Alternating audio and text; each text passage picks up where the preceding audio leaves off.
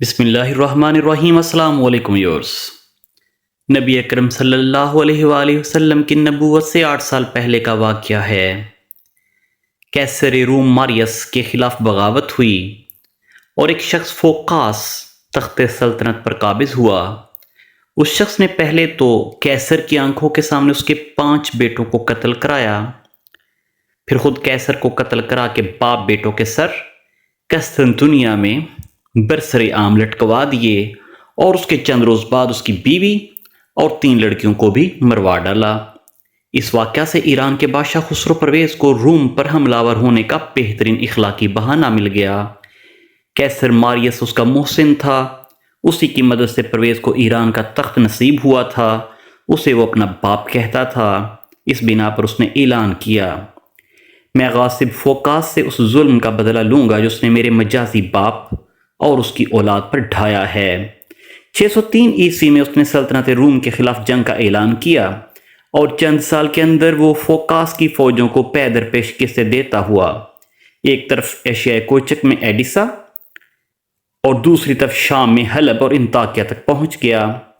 روم کے اعیان سلطنت یہ دیکھ کر کہ فوقاس اس ملک کو نہیں بچا سکتا، افریقہ کے گورنر سے مدد کے طالب ہوئے۔ اس نے اپنے بیٹے ہرکل، جسے ہرکولیس بھی کہا جاتا ہے، کو ایک طاقتور بیڑے کے ساتھ قسطنطنیہ بھیج دیا۔ اس کے پہنچتے ہی فوقاس معزول کر دیا گیا، اس کی جگہ ہرکل کیسر بنایا گیا اور اس نے برسر اقتدار آ کر فوقاس کے ساتھ وہی کچھ کیا جو اس نے ماریس کے ساتھ کیا تھا۔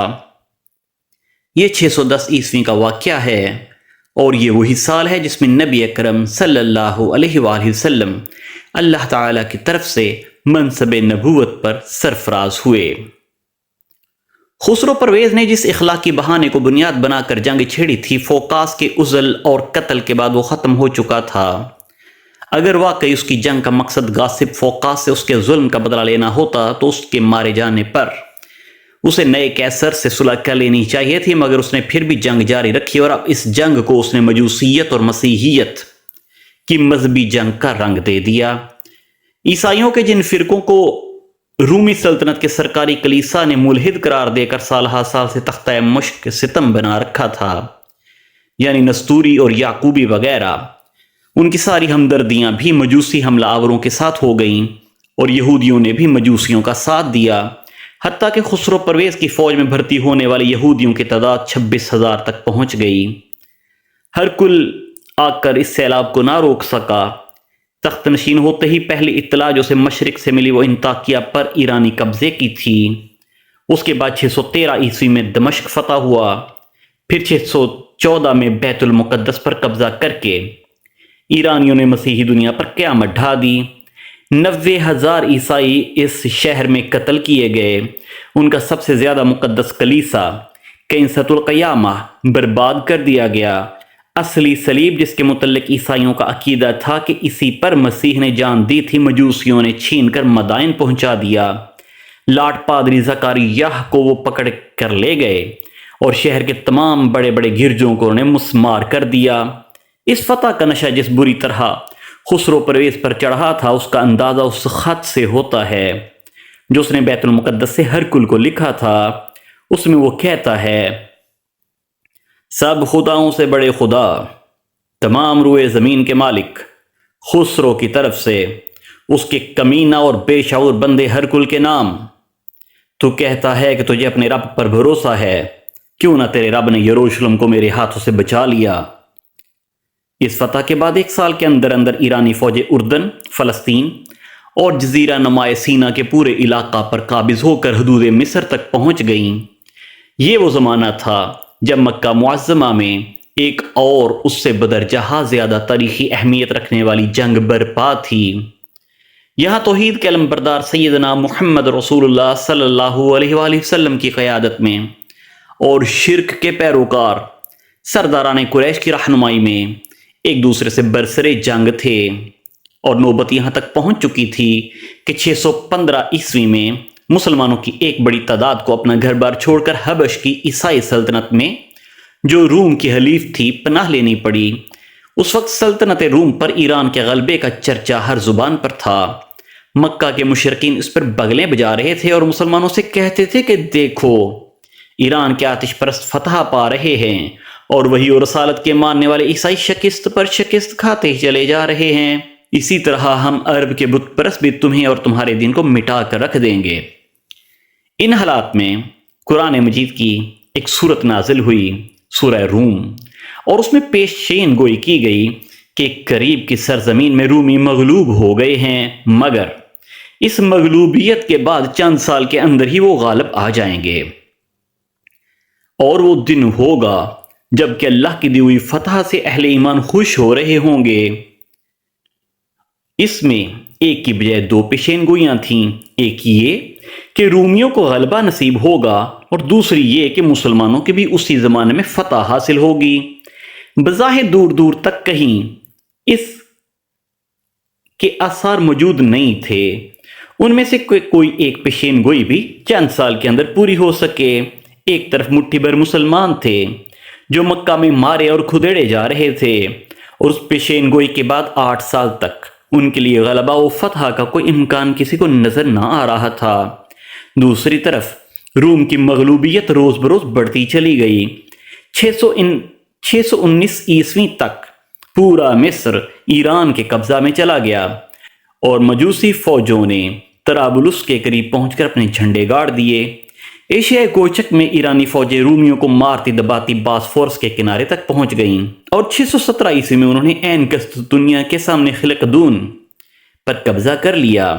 کیسر نے خسرو کے پاس ایلچی بھیج کر نہایت عاجزی کے ساتھ درخواست کی کہ میں ہر قیمت پر صلح چاہتا ہوں، مگر اس نے جواب دیا، اب میں کیسر کو اس وقت تک امان نہیں دوں گا جب تک وہ پا زنجیر میرے سامنے حاضر نہ ہو اور اپنے خدائے مصلوب کو چھوڑ کر خداوند آتش کی بندگی نہ اختیار کر لے۔ آخرکار کیسر اس حد تک شکست خوردہ ہوا کہ اس نے قسطنطنیہ چھوڑ کر کرتاجنہ موجودہ ٹیونس منتقل ہو جانے کا ارادہ کر لیا۔ غرض انگریز مورخ گبن کے بقول قرآن مجید کی اس پیشین گوئی کے بعد بھی 7-8 برس تک حالات ایسے تھے کہ کوئی شخص یہ تصور تک نہیں کر سکتا تھا کہ رومی سلطنت ایران پر غالب آ جائے گی، بلکہ غلبہ تو درکنار، اس وقت تو کسی کو یہ امید بھی نہیں تھی کہ اب یہ سلطنت زندہ رہ پائے گی۔ قرآن کی یہ آیات جب نازل ہوئیں تو کفار مکہ نے خوب مذاق اڑایا، اور ابی بن خلف نے حضرت ابوبکر صدیق رضی اللہ عنہ سے شرط بدی کہ اگر 3 سال کے اندر رومی غالب آ گئے تو 10 اونٹ میں دوں گا، ورنہ 10 اونٹ تم کو دینے ہوں گے۔ نبی اکرم صلی اللہ علیہ وآلہ وسلم کو اس شرط کا علم ہوا تو آپ نے فرمایا کہ قرآن میں فی بضع سنین کے الفاظ آئے ہیں، اور عربی زبان میں بضع کا اطلاق ایک ہندسے پر ہوتا ہے، یعنی کہ 1 2 3 4 5 6 7 8 9 تک۔ جہاں پر ڈیجٹ 2 ہو گئے، یعنی کہ 1 اور 7 صفر 10 ہو گئے، تو اس پر یہ اطلاق نہیں ہوتا، یعنی کہ 10 سے کم پر ہوتا ہے۔ اس لیے 10 سال کے اندر کی شرط کرو اور اونٹوں کی تعداد بڑھا کر 100 کر دو۔ چنانچہ حضرت ابوبکر صدیق رضی اللہ عنہ نے ابی سے پھر بات کی، اور نئے سرے سے یہ شرط طے ہوئی کہ 10 سال کے اندر فریقین میں سے جس کی بات غلط ثابت ہوگی وہ 100 اونٹ دے گا۔ 623 عیسوی میں ادھر نبی اکرم صلی اللہ علیہ وسلم ہجرت کر کے مدینہ طیبہ تشریف لے گئے، اور ادھر کیسر ہرکل خاموشی کے ساتھ قسطنطنیہ سے بحر اسود کے راستے طرابزون کی طرف روانہ ہوا، جہاں اس نے ایران پر پشت کی طرف سے حملہ کرنے کی تیاری کی۔ اس جوابی حملے کی تیاری کے لیے کیسر نے کلیسا سے روپیہ مانگا، اور مسیحی کلیسا کے اسقف اعظم سرجیس نے مسیحیت کو مجوسیت سے بچانے کے لیے گرجاؤں کے نذرانوں کی جمع شدہ سود پر قرض دی۔ ہرکل نے اپنا حملہ 623 عیسوی میں آرمینیا سے شروع کیا، اور دوسرے سال 624 عیسوی میں اس نے آذربائیجان میں گھس کر زرتشت کے مقام پیدائش ارمیاہ کو تباہ کیا، اور ایرانیوں کے سب سے بڑے آتش کدے کی اینٹ سے اینٹ بجا دی۔ خدا کی قدرت کا کرشمہ دیکھیے کہ یہی وہ سال تھا جس میں مسلمانوں کو بدر کے مقام پر پہلی مرتبہ مشرکین کے مقابلے میں فتح حاصل ہوئی۔ اسی طرح وہ دونوں پیشین گوئیاں جو سورہ روم میں کی گئی تھیں 10 سال کی مدت ختم ہونے سے پہلے بیک وقت پوری ہو گئیں۔